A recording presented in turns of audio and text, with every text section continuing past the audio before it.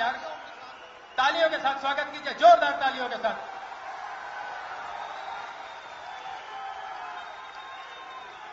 आप सबके दिलों में प्यार की खुशबू बसा देंगे।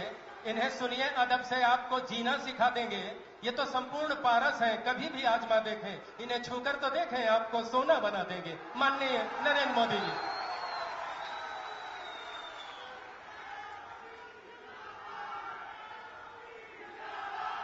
भारत माता की।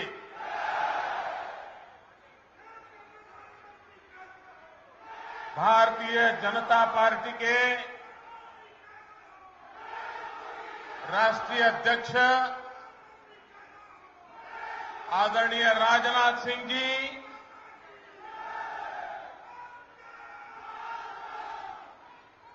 पूरे छत्तीसगढ़ की छाती को सारे दुनिया के अंदर एक ताकतवर छाती के रूप में बनाने वाले मितभाषी मेरे मित्र मुख्यमंत्री डॉक्टर रमन सिंह जी,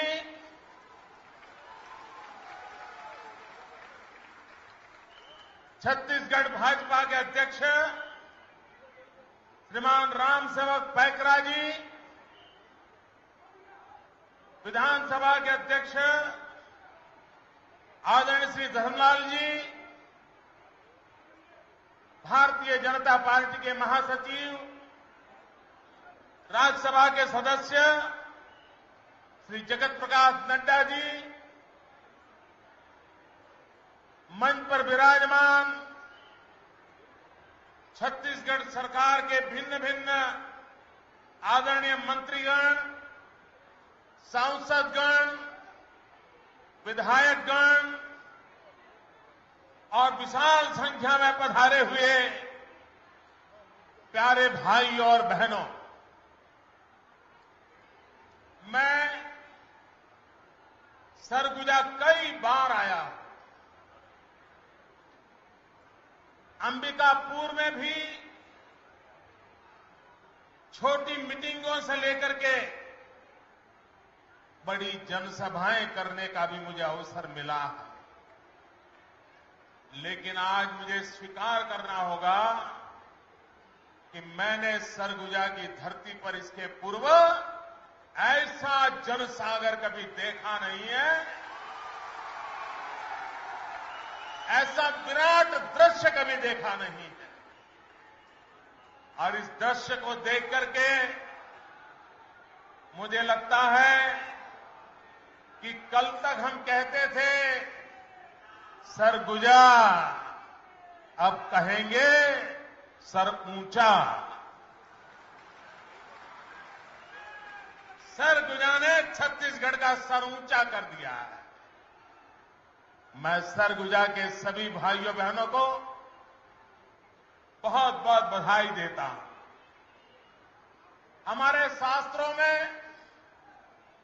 ऐसा कहा गया है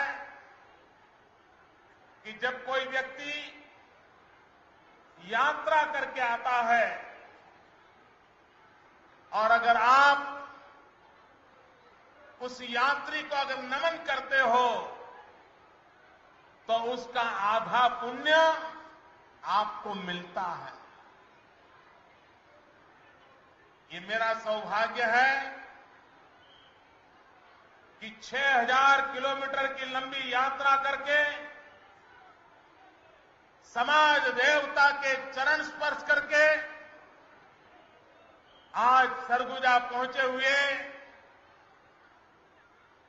एक यात्री डॉक्टर रमन सिंह जी को नमन करने का मुझे सौभाग्य मिला है। और इस यात्रा का पुण्य मैं ले जाने के लिए नहीं आया, ये यात्रा का पुण्य इस छत्तीसगढ़ की धरती को नमन करके समर्पित करता हूं। आज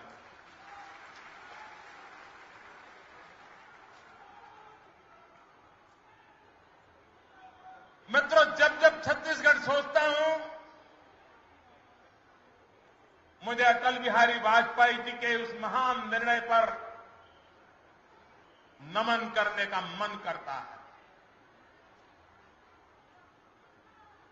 मैंने संयुक्त मध्य प्रदेश में भी काम किया है और जब अलग छत्तीसगढ़ बना उन दिनों में भी मैं आपके बीच में संगठन का काम करता था। भारतीय जनता पार्टी की कार्य संस्कृति क्या है, निर्णय प्रक्रिया क्या है, शासन चलाने के तौर तरीके क्या है, इसका उत्तम उदाहरण देखना है तो छत्तीसगढ़ की रचना, उत्तराखंड की रचना, झारखंड की रचना देखिए और उधर कांग्रेस ने अभी जो पूरे आंध्र में आग लगा दी है, तेलंगाना बना करके जिस तरीके से बनाया हो जाता है, समस्याएं विकराल हो जाती हैं, संकट गहरे हो जाते हैं और जनता की पीड़ा अपरंपार बढ़ती जाती है। ये कांग्रेस की परंपरा रही है और दिल्ली सरकार ने क्या दिया? भाइयों बहनों, छत्तीसगढ़ के कार्यकाल के प्रारंभ से मैं यहां जुड़ा हूं और जब डॉक्टर रमन सिंह जी यहां के मुख्यमंत्री बने तब उनके सामने दो रास्ते थे। एक तो दिन रात रोते रहना, हम मध्य प्रदेश से निकले हैं, यहां तो सिर्फ आदिवासियों की जनसंख्या है, यहां तो बिजली नहीं है, पानी नहीं है, सड़कें नहीं है, क्या करूंगा, दिल्ली कुछ दे दे, दिल्ली कुछ दे दे, दिल्ली कुछ दे दे। एक तो ये रास्ता हो सकता था और दूसरा रास्ता ये हो सकता था कि छत्तीसगढ़ जैसा है वैसा, लेकिन हम पूरी कोशिश करेंगे, छत्तीसगढ़ के सामर्थ्य को जुटाएंगे, छत्तीसगढ़ के नौजवानों को जोड़ेंगे, छत्तीसगढ़ के आदिवासियों के भरोसे विकास की नई राह चुन लेंगे। और रमन सिंह जी ने दिल्ली के दरबार में समय बिताने का रास्ता नहीं चुना, मैं उनका अभिनंदन करता। उन्होंने तय किया कि दिल्ली कुछ करे या न करे, दिल्ली साथ दे या न दे, दिल्ली रुकावट डालती रहे, लेकिन छत्तीसगढ़ की जनता के भरोसे, छत्तीसगढ़ के संसाधनों के भरोसे हिंदुस्तान में एक शानदार राज्य विकास करके दिखाऊंगा, ये रास्ता उन्होंने चुना। ये रास्ता कठिन था, दिल्ली जाकर के मांगने का रास्ता सरल होता और आए दिन कई मुख्यमंत्रियों की आदतें होती है, राज्य का भला नहीं कर सकते, दिल्ली में जाकर के रोते बैठते हैं। रमन सिंह जी ने रोना बैठना पसंद नहीं किया, वो दिल्ली के साथ लड़ते भी रहे, जूझते ही रहे, लेकिन कभी झुकते नहीं दिखे। ये रमन सिंह जी की ताकत है और उसके कारण आज छत्तीसगढ़ खड़ा हुआ। भाइयों बहनों, दिल्ली में भी एक सींग है और छत्तीसगढ़ में भी एक सींग है। दिल्ली में डॉक्टर मनमोहन सिंह को भी 10 साल होने जा रहे हैं, छत्तीसगढ़ में रमन सिंह जी को भी 10 साल होने जा रहे हैं। वे भी डॉक्टर हैं, ये भी डॉक्टर है।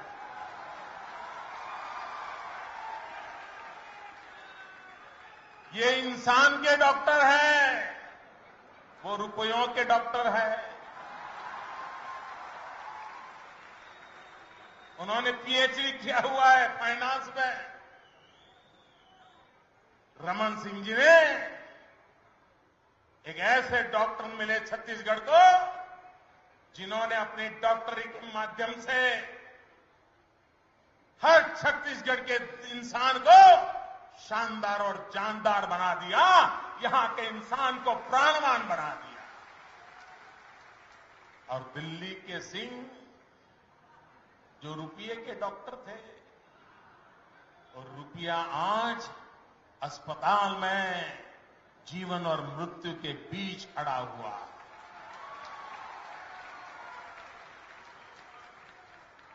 इन दिनों सोशल मीडिया की ताकत बहुत बड़ी है।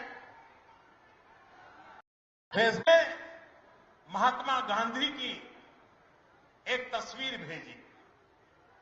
महात्मा गांधी की उस तस्वीर में महात्मा गांधी सूक्ष्मदर्शक यंत्र को देख रहे हैं। ये तस्वीर हम लोगों ने देखी है, बचपन में कई अखबारों में, किताबों में भी होती है, लेकिन वो सोशल मीडिया में जो नौजवान होते हैं उनका दिमाग बड़ा तेज काम करता है। उसने लिखा था कि महात्मा गांधी सूक्ष्मदर्शक यंत्र में हिंदुस्तान का रुपया खोज रहे हैं और खुद की तस्वीर कहां गई वो ढूंढ रहे हैं।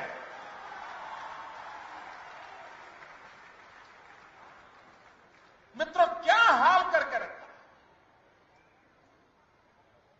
मित्रों, राष्ट्र के जीवन में कभी कभी अच्छे बुरे दिन आते हैं, कभी संकट आता है,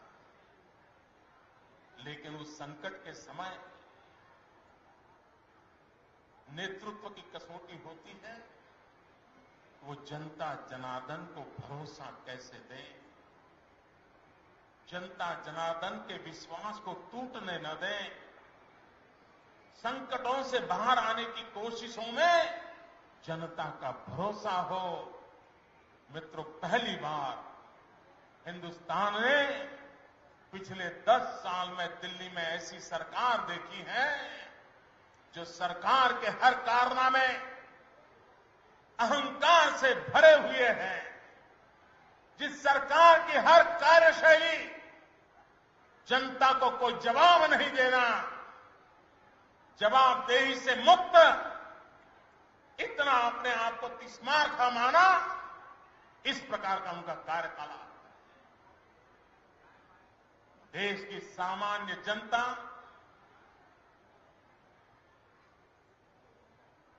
महंगाई के कारण मर रही है। गरीब के घर में शाम को चूल्हा नहीं जल रहा है, बच्चे आंसू पीकर से सो रहे हैं, लेकिन दिल्ली में बैठी हुई सरकार गरीबों की परिभाषाएं करने में लगी। जिस प्लानिंग कमीशन के अध्यक्ष भारत के प्रधानमंत्री हैं, वो प्लानिंग कमीशन कहता है कि शहर में गरीब को जीने के लिए 32 रुपया काफी है और गांव में गरीब को जीने के लिए 27 रुपया काफी है। भाइयों बहनों, आज 32 रुपये में मुश्किल से चाय भी 2 टाइम नहीं मिल सकती है, लेकिन दिल्ली की सरकार की गरीबी के हिसाब ऐसे हैं कि वो घोषणा करते हैं, उनके एक मंत्री, उनके एक नेता, उनके एक स्पोक्स पर्सन चिक चिक करके दुनिया को समझा रहे हैं, अरे 5 रुपये में तो जैसा चाहिए वैसा खाना मिल जाता है। इसका मतलब ये हुआ, ये बोलने वाले लोगों पर मुझे नाराजगी नहीं है, इस प्रकार की बातें करने वाले लोगों पर मेरा गुस्सा नहीं है। मुझे बहुत पीड़ा है कि दिल्ली में ऐसे लोग बैठे हैं जिनको हिंदुस्तान के गरीब को खाने में कितना खर्च होता है उसका पता तक नहीं है। ऐसे लोग बैठे हैं कि जिनको ये भी मालूम नहीं है कि गरीब कैसे जिंदगी गुजार रहा है। मेरा आदिवासी, मेरा दलित, मेरे शोषित, पीड़ित, वंचित भाई बहन, उनको ये भी मालूम नहीं है कि मां घर में बच्चों को 2 टाइम कितनी कठिनाई से खाना खिलाती है, यहां तक उनको मालूम नहीं है। जो आपके दर्द नहीं जानता, जो आपकी पीड़ा नहीं जानता, वे आपको दर्द नहीं समझ पाए, वो आपके दर्द की दवा कैसे कर सकता है भाइयों बहनों। और इसलिए मैं कहता हूं, ये दिल्ली का पूरा शासन संवेदनाहीन है, मानवताहीन है, उनसे गरीब की भलाई की अपेक्षा करना मुश्किल काम है। मैं तो हैरान हूं, कांग्रेस जिनके भरोसे अपनी नैया पार करना चाहती है, जिनको बराबर कहीं से सूरज का ताप न लग जाए, ठंड न लग जाए, किसी के शब्द मान न लग जाए, इसलिए बड़ा सुरक्षित रखा हुआ है। चारों तरफ से उनको बचाने के लिए भरपूर कोशिशें की गई है, लेकिन फिर भी कभी कभी आवाज बाहर निकल आती है, और जब आवाज सुनते हैं तो सर पटकने का मन करता है कि ये लोग, मित्रों, गरीबी का सबसे बड़ा मजाक किया कांग्रेस के ये आशास्पद नेता, जो कांग्रेस जिनके भरोसे चलना चाहती है, उन्होंने कहा कि गरीबी ये तो स्टेट ऑफ माइंड है, ये मन की स्थिति का परिणाम है, गरीबी बरीबी कुछ होती नहीं है। मैं हैरान हूं ये वाक्य सुनकर के, उनकी नानी जो गरीबी हटाओ के नारे लगा रही थी, उनको कितनी पीड़ा हुई होगी कि उनकी तीसरी पीढ़ी आते आते उनको लगने लगा कि गरीबी ये तो मन की अवस्था है, गरीबी जैसा कुछ होता नहीं है। भाइयों बहनों, गरीबों के दुख दर्द पर एसिड छिड़कने का काम किया, उनके गांव पर मरहम लगाने के बजाय उनके गांव को गहरा करने का प्रयास हुआ है।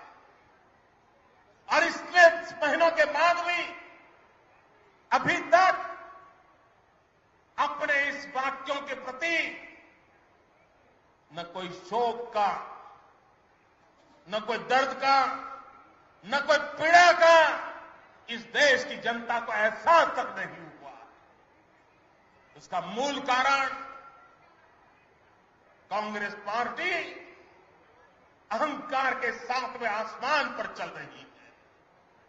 और भाइयों बहनों, जब जनता जनार्दन को, उसके अरमानों को, उसकी आशा आकांक्षाओं को कुचलने का प्रयास होता है, तब ये जनता जनार्दन लोकतांत्रिक ताकतों से उनके अहंकार को चूर चूर कर देती है। और मुझे विश्वास है, आने वाले छत्तीसगढ़ के चुनाव में भी कांग्रेस की इस पूरी परंपरा को छत्तीसगढ़ की जनता हमेशा हमेशा के उखाड़ फेंकेगी।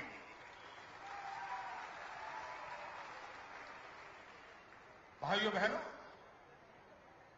विकास की ऊंचाइयों को पार करना, मैं यहीं पर 2008 में आया था, जब गरीबों को चावल देने की योजना का आरंभ हुआ था, और मैं डॉक्टर रमन सिंह जी का आभारी हूं। उस चावल योजना का आरंभ करने का पवित्र कार्य करते समय, उस पवित्र कार्य में शरीक होने का मुझे सौभाग्य दिया था। चावल वाले बाबा हर घर घर गूंजने लग गए थे। इसलिए नहीं कि किसी अखबार ने तंत्री लेख लिखा था, ये इसलिए क्योंकि उन्होंने गरीबों की भलाई के लिए काम किया। मित्रों, भारत की सुप्रीम कोर्ट, सर्वोच्च अदालत ने दिल्ली की सरकार को आए दिन कोई न कोई डंडा मारा है। यही सुप्रीम कोर्ट है जिसने डॉक्टर रमन सिंह जी की गरीबों को अन्न वितरण करने की पूरी व्यवस्था के संबंध में सराहा था, और हिंदुस्तान की सरकार को कहा था कि छत्तीसगढ़ से कुछ सीखो, छत्तीसगढ़ की योजना को लागू करो। ये भारत की सुप्रीम कोर्ट ने कहा। भाइयों बहनों, ये छत्तीसगढ़ के शान की बात है, छत्तीसगढ़ के गौरव की बात है। इतना महान काम डॉक्टर रमन सिंह जी ने करके दिखाया। वो विकास को प्राथमिकता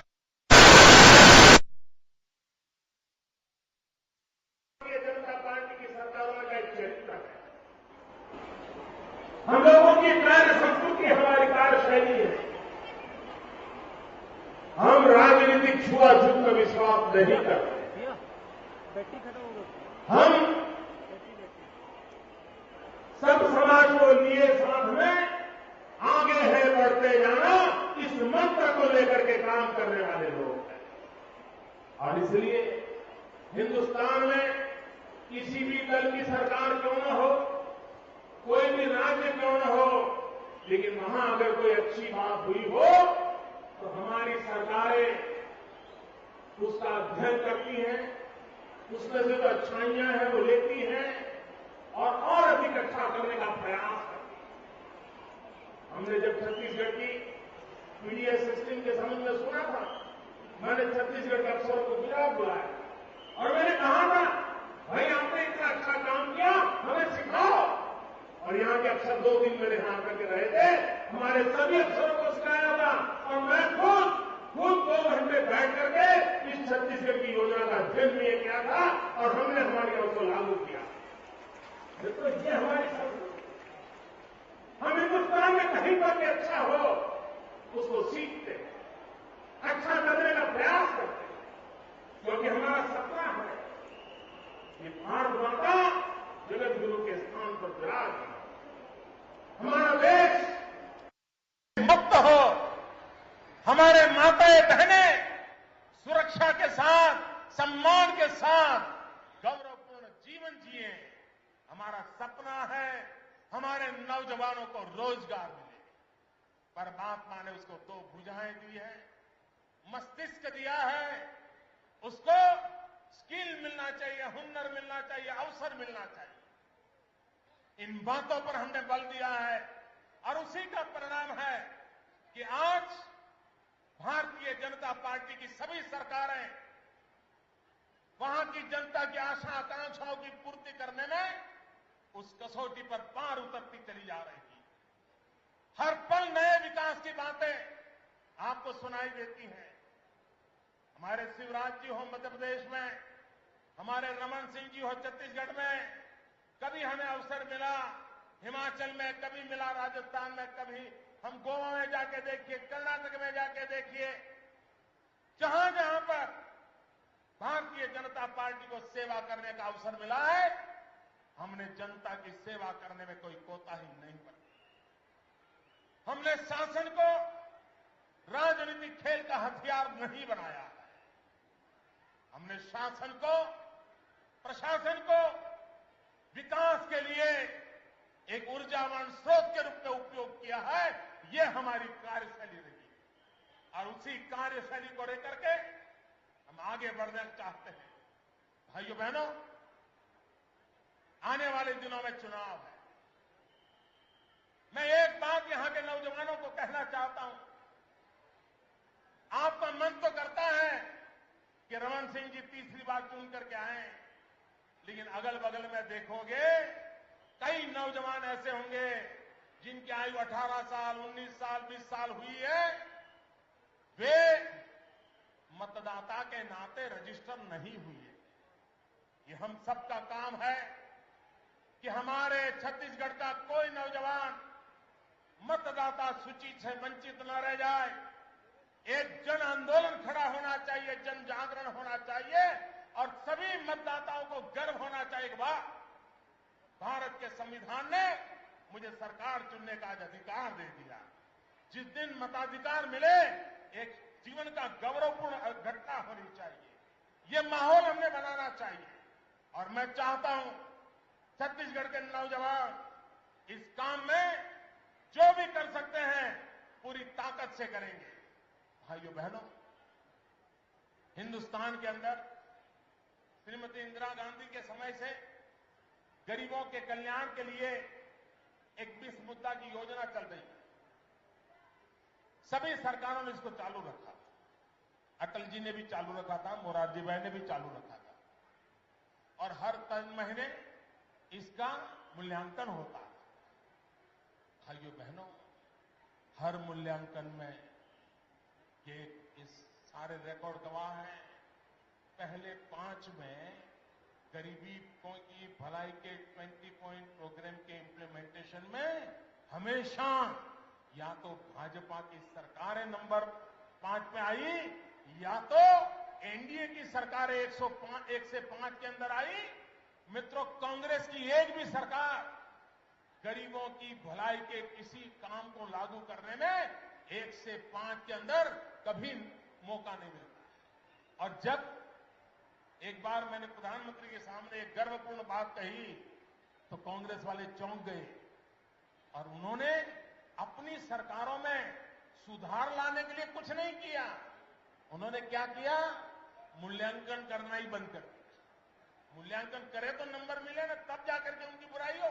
इस प्रकार की सोच है भाइयों बहनों, इस प्रकार की अगर सोच है तो कभी मित्रों विकास की स्पर्धा नहीं हो सकती।